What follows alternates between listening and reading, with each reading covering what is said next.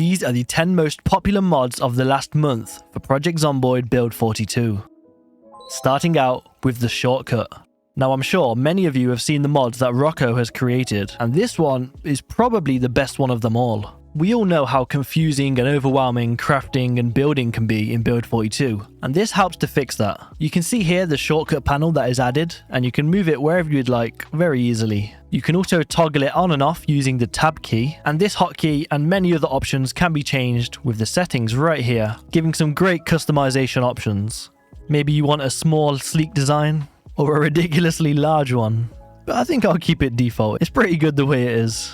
The first way to use this is as an item slot, where you can drag any item into these sections, allowing you quick access, and you'll see exactly why in just a second. You can see it shows the condition of them, which is nice, and it also gives the option to double click to perform the action. So with a cigarette, double click and you'll start smoking, which is great. Maybe you're not a smoker and you're in pain, double click and you'll drop some painkillers. Are they stuck in your throat? Don't worry, you can double click your water and have a drink. And double clicking your axe will equip it. Honestly, that makes it so handy. And as you may expect, double clicking will put it away as well. It also gives the option to right click them to open the context menu, in case you want to drop them, place them on the floor, and then press tab and you can hide it. That alone is an incredible mod, but that's not all it does. By either clicking this icon or scrolling with the mouse wheel, you go to the next page, and this one is building. So if we open up the building interface, you will see this plus icon next to every single item, and pressing that will add it to your hotbar. So let's say we want to build some random stuff like this. You'll see it adds it all to the hotbar. Oh, look at that little rat. And with that, if you have the required level and required items, it will show a green check mark, meaning that if you double click, it will allow you to build it, which is so good. It's also nice being able to hover over and see all the information. One thing I would like to recommend though, is if this showed the XP you gained from crafting it, it would be an absolute 10 out of 10 perfect mod. And lastly, right clicking the item will open it straight up in the building interface. But hold on, there's still one more use for it, and that is the crafting menu.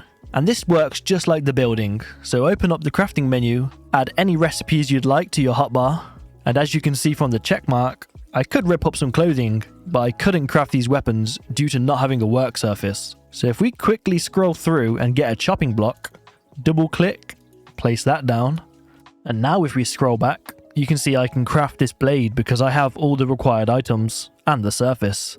I really hope the developers take this into account and try to work around this, or honestly just pay Rocco and add this straight into the game.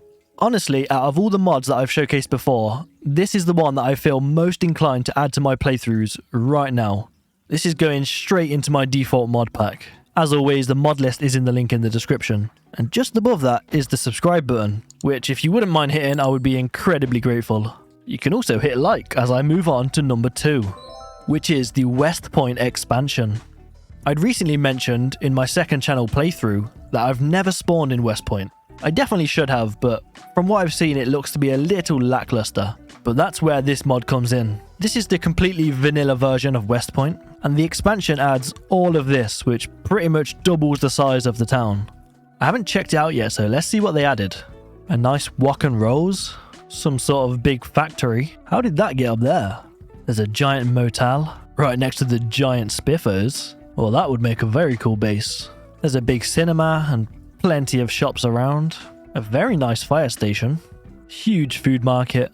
Gas station and farming store. A trailer park and storage lockers. And of course, loads of residential areas. But honestly, this place is way too big for a full tour, so make sure to check it out yourself. I didn't realize this was a police station. That's like one of the coolest looking police stations in the game. At number 3 is Open All Containers. And this adds animations to basically all of the containers in the game so that when you open them up, you will actually see them open up. For example, this lovely cabinet, if we click on it, it will open right up. And pressing E will close it again. And if you'd like, in the settings, you can set it to auto close containers, which I would recommend. Saves you an extra click of a button. Say we walk away, it should instantly close. Let's try it with these cupboards. There we go. It seems the creator done a very good job with this, so I'm surprised the devs haven't added this themselves. I also really like how containers with multiple drawers will actually open each drawer separately. It's a simple mod, but one I'm definitely a fan of. At number 4 is Nepenthe's High Beams 2.0. So in a previous mod showcase, I did show the first version of this, and while it was decent, it was definitely not perfect. But from what I'm seeing on the workshop page, this one looks incredible. It does require a little bit of manual installation, but it's very, very easy. Take you 30 seconds. And once you've done that, you'll have the most powerful headlights in all of the land. If you've played Build 42, you know how incredibly dark it gets at nighttime. And the default headlights are just not very bright at all. I mean, they're decent, but if you were out in the middle of nowhere, it would still be incredibly dark out there. The default keybind is the period key to enable the high beams, and they look like this, which is more than twice as bright. And it's a lot smoother than the way it looked last time, honestly. Still not perfect, the edges do look janky, however there's a lot of customizable settings. You can see there's a bunch of settings to play around with. Let's see what the 360 high beams are all about. Okay, that feels a little overpowered. It creates like a radius light around your entire car. But I mean, it kind of feels like daytime right now with how powerful these lights are. Let's try it with just the normal lights. It might be a little more balanced. Okay, yeah, that's nicer. I like that. Because sometimes, even with your headlights on, it's hard to see your actual car in the night. So that's not too bad. But let's get crazy with it and max out the length and intensity multipliers. They're on 2 by default.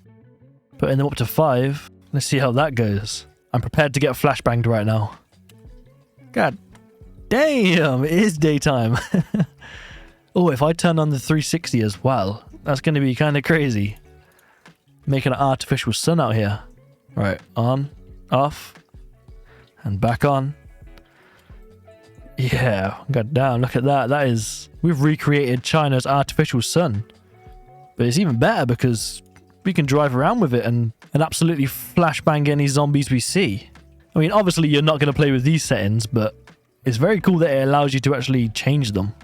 So yeah, if you find that it's way too dark at night as you're driving around and the headlights are just not enough, then this is definitely the mod for you. Lastly though, there is one option to make it a little more smooth, as you see the edges are still quite janky. If you go into Options, Display and Performance, you have Lighting Updates, which is on 15 by default. But let me quickly stack it up to 60, which will definitely affect performance. But I mean, it looks a bit better, but not insanely better. The front of the car still looks a little weird if we're honest. So I'll just keep it on 15 to be honest. Number 5 is Hephas Stalker PDA, and it adds this personal digital assistant from the Stalker game series. If you've never played Stalker, you probably won't know what this is, but it's a pretty handy little device. If you equip it in your primary, it will act just like a walkie-talkie, giving you all the functions they have. If you right click, you can see an interact button. First up, show map, which instantly shows you the map. Instead of pressing M and having to actually pull out a map, you can save some time by checking out a digital one. There is also a sandbox option to disable the default map and make it so you have to have a PDA to check the map. You also have the option to play a nostalgic song from the Stalker series, which will of course attract any zombies nearby. And you can also get a weather forecast. Tomorrow's temperature during the day is 28.6, at night is 24, and is heavy and foggy. It's a pretty neat little device. It's not like overpowered or anything, but if you enjoyed Stalker, if you just simply want to know the weather, or like me, grew up with a granddad who had a PDA and really wish you had one, well, you can finally get your hands on one. But first you'll need to find one, and you can do that in military zones, the army surplus store, or even possibly in some police departments. Although if you can't be bothered for that, there is sandbox options to make it so your character will always spawn with the PDA.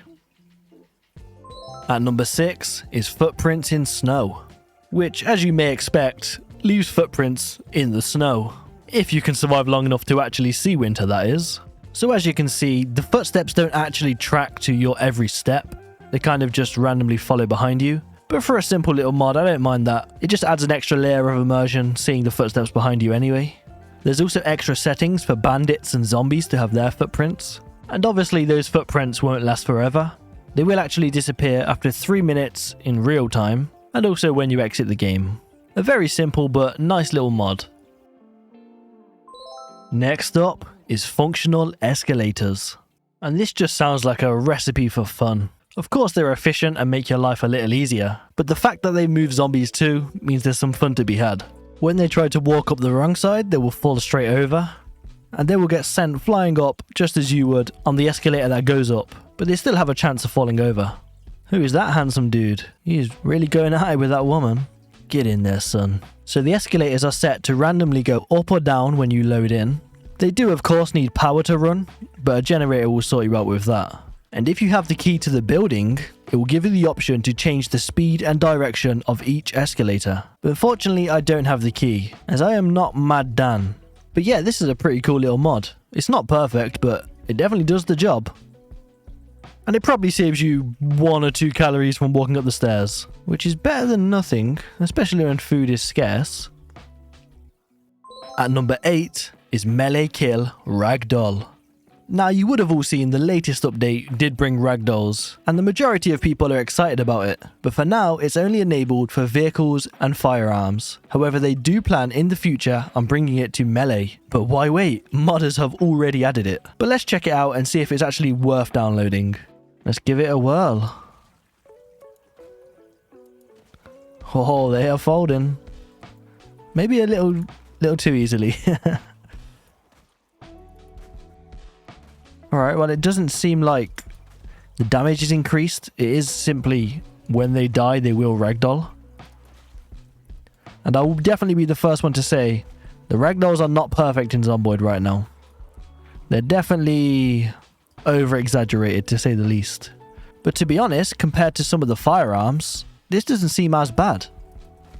Definitely not perfect. It seems they will always fall forwards. If they can get it so, you know, you knock them back or knock them sideways, this would be a great little mod. Let's give the knife a twirl. Although I'm sure it'll just be the exact same. If I can kill any of them. Alright, it turns out I'm not skilled enough with the knife yet. Let's pull the bat back out. Yeah, I like that it's not actually too overkill. I was expecting it to be a bit crazy. Alright, thankfully I have multi-hit on right now or I'll be chomped.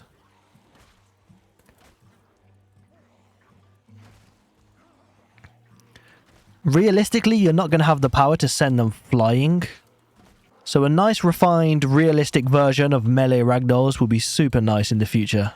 And I'm sure the Indie Stone will give that to us. But in the meantime, if you really love ragdolls, then you should definitely get this.